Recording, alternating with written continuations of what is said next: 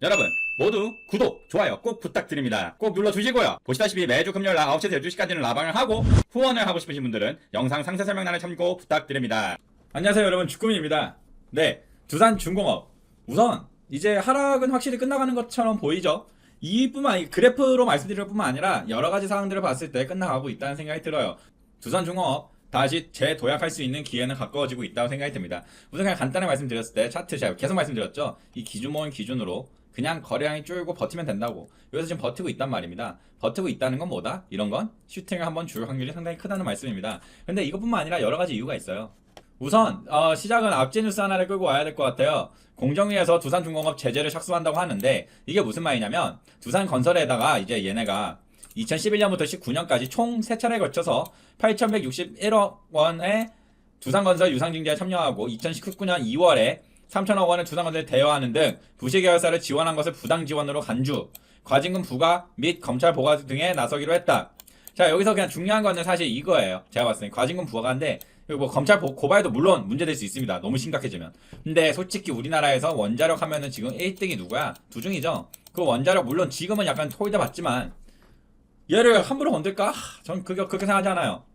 그러니까 과징금 부과 정도로 끝나는데 이 과징금 부과가 또 얼마가 될 거냐 뭐 이런 것도 좀 이제 뭐 추후 뉴스를 봐야 될 것 같긴 합니다. 근데 뭐 지금 당장 이 소식이 바로 뭐 시장에 나와서 뭐 영향을 끼칠 그런 건 아니기 때문에 물론 뭐 당장 내일 이 뉴스 때문에. 근데 이 뉴스가 몇 시 나왔죠?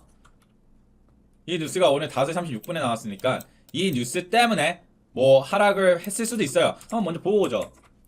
분명히 저 뉴스가 영향이 끼칠 만한 뉴스였다면 지금 하락을 많이 받았어야 되는데 그 뉴스가 나온 이후로 누사 5시 반 정도에 나왔죠.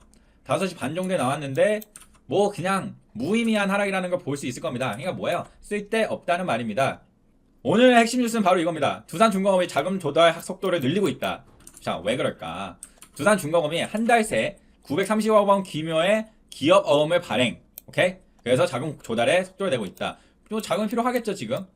그래서 좀 자세히 보면 최근 한 달 사이에 사모 자금 시장에서 4차례에 걸쳐서 만기 1년짜리 CP 430억 원과, 그러니까 이게 1년 안에는 얘네가 이제 다시 갚아야 되는 거예요. 그리고 6개월 만기 500억 원 등 총 930억 원 규모의 CP 56매를 발행했다. 자, 여기서 CP가 뭔지 먼저 보고 가겠습니다. CP라는 건요, 커머셜 페이퍼라는 거예요. 그냥 이런 걸 생각하면 됩니다.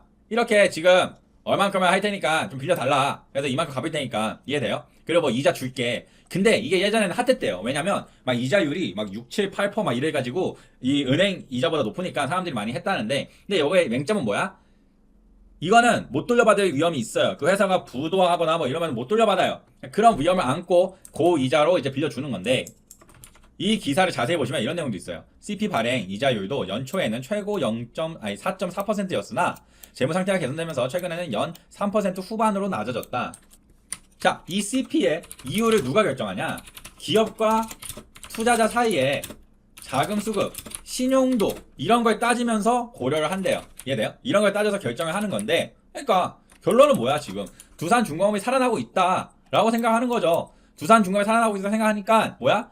이자를 조금 더 낮게 받아도 오케이, 니네는 좋은 회사니까 나 믿고 갈게 라는 소리를 한다는 겁니다. 그 다음은 좀 악재 부분이긴 하지만 이 부분도 보고 가야 돼요. 수주 잔고가 계속 줄어들고 있다는 점도 부정적인 요인이다. 수주 잔고가 줄어들고 있다는 게 뭔 말이에요? 그러니까 수주 잔고가 뭐였습니까? 그렇죠? 수주를 이렇게 받았어. 수주를 받았는데 그 얼만큼이 남았는지, 그러니까 내야 될 돈 얼마 남은 돈, 야 덜 받은 돈, 이게 수주 잔고인데 이것도 줄어들고 있대요. 왜? 수주가 예상됐던 신한울 3, 4호기 뭐 이거 석탄 화력 발전 기자재 프로젝트가 정부 정책 변화로 발주되지 못한 데 이어 대형 프로젝트 수주 취소 및 예비탄성선 심사 심의 지연 등으로 어쨌든 줄어들었다는 소린데, 정부 정책 변화, 이거는 악재이자 호재인 거죠. 알죠? 우리는 맨날 기다려하고 있는 게 뭐예요? 다음 대선이죠. 분명히 원자력은 살릴 수밖에 없습니다. 왜? 세계적인 트렌드도 그런 건데 이거를 우리가 죽인다? 힘들 거예요. 그래서 뭐 이런 내용도 있었습니다, 이 뉴스에. 근데 결론적으로 제가 이 뉴스 갖고 온 이유는 간단히 말씀드려서 그거예요. 지금 두산중공업이 돈이 필요한 게 있어요.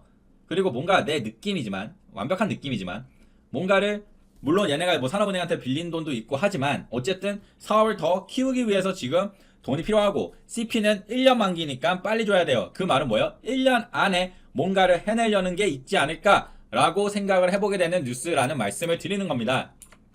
우리는 말씀드렸지만 분명히 두산중공업은 10월에서 물론 10월 이전부터일 수도 있어. 8, 9월일 수도 있지만 아무튼 이때부터 대선까지 이때가 한번 피크를 찍지 않을까라고 저는 개인적으로 생각하고 있습니다.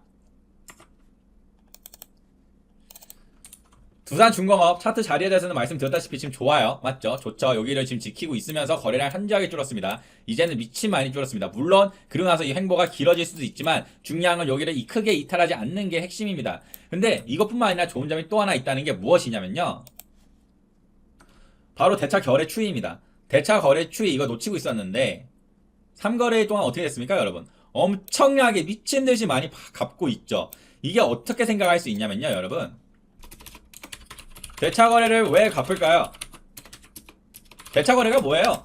공매도 치고 안 돌려준 주가 주식수 이런 게 그냥 쉽게 말해서 이렇게 생각할 수 있어요. 공매도 치고 안 돌려준 거 그게 대차 잔고인데 그걸 왜 갚아? 그러니까 왜 줄어? 대차 잔고를 왜 지금 갚고 있을까? 더 이상 떨어질 것 같지가 않아 보여서 라고 생각할 수 있어요. 근데 여기서 이제 이건 이제 뇌피셜이에요. 왜 더 안 떨어질 것 같아? 바로 이 의문점입니다. 바로 이 의문점이에요. 사실 이때에 비해서 지금 몇 퍼센트 아직도 한 60, 70% 되는 거 아닙니까? 근데 뭐 물론 여기까지 안 내려온다 해도 뭐 2만원 아래에서부터 이제 슬슬 해도 될 것을 굳이 지금부터? 그건 뭔가 뇌피셜로 이 사람들 그러니까 대차 잔고 처리를 하고 있는 외국인들의 기관들이 봤을 때 얘네가 어떤 신사업을 하거나 얘네가 어떤 무언가를 내부적으로 하고 있는데 그게 반영됐을 때 이 주가는 이 정도는 되지 않을까 라고 생각을 하는 게 아닐까요? 왜냐면 갚는 수량이 지금 상당하잖아요. 상당하기 때문에 제가 이렇게 한번 생각을 해보는 거고요. 실제로 공매도 추이도 뭐 공매도 추이는 오히려 좀 늘었네요. 비중으로 봤을 때.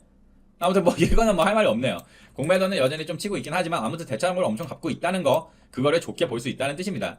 그래서 제 개인적인 생각으로 물론 여기서 하락이 또 나올 수 있어요. 아까 말했던 공정위 제재 같은 거 만약에 좀 심각해지면 문제가 심각해지면 당연히 미친 듯한 하락이 나올 수도 있습니다. 어쩔 수 없죠. 마치 그 아시아나 IDT 같은 거예요. 물론 아시아나 IDT는 뭐 그렇게 좋은 회사도 아니었지만 아시아나 IDT 황행연배임 나올 줄 누가 알았습니까? 누가 알았어요? 근데 그게 나오니까 바로 거래 정지 먹고 뭐 신라젠은 뭐 할 말 없다. 근데 아무튼 그런 것처럼 미래를 알 수 없기 때문에 그 내부 정보까지 우리가 접근할 수 없기 때문에 분명히 한계는 있으나 어쨌든 지금 제가 생각하는 건 뭔가 자리를 만들어가고 있다는 생각은 계속 듭니다. 이러다가 뉴스 한번 터지면 날라갈 거고요. 악재가 터지면 내려가겠죠. 뭐 이런 상황이라고 저는 생각이 들어요. 여기서부터 말씀드리고 싶은 게 뭐냐면 이제는 매도는 좀 물음표예요. 사실 이날 때부터 말했던 것 같은데 23,000원 이때부터 말했던 것 같은데 매도는 이제 물음표예요. 왜냐면 너무 많이 내려왔어. 너무 많이 내려왔기 때문에 이제 여기 물린 사람들 특히 차라리 이제 뭐 요렇게 뭐 만약에 일주일, 2주일 이렇게 만약에 횡보를 한다면 물을 좀 태우는 게 어떨까. 오히려 거래량 지금 상당히 줄었죠.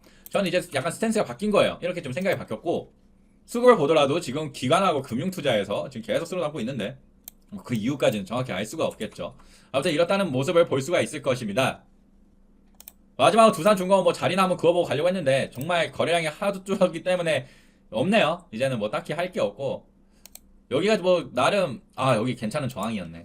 여기 괜찮은 저항이네요. 24,100원 정도가 괜찮은 이제 지금 유의미한 자리니까 저항으로 보일 것 같고요. 아려더진다면 뭐 지금 딱 봤을 때 이 박스권 정도를 형성하려고 하는 게 아닌가라는 생각을 한번 해봅니다. 이 박스권 안에서 어떻게 되는지. 물론 단타 치실 분들은 뭐 여기서 이렇게 쳐도 잘하시는 분들은 또 잘할 거예요. 이거 몇 퍼센트야 이렇게 되면. 그래도 꽤 되죠. 한 6%, 5%뭐 이 정도면 충분히 먹을만 하니까. 뭐 이렇게 접근할 수도 있겠고.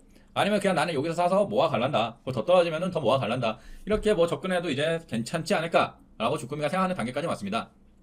아무튼 여러분 오늘 방송 여기까지고요. 언제나 열심히 하셔서 언젠가는 주린이에서 주포가 되시길 바랍니다. 감사합니다.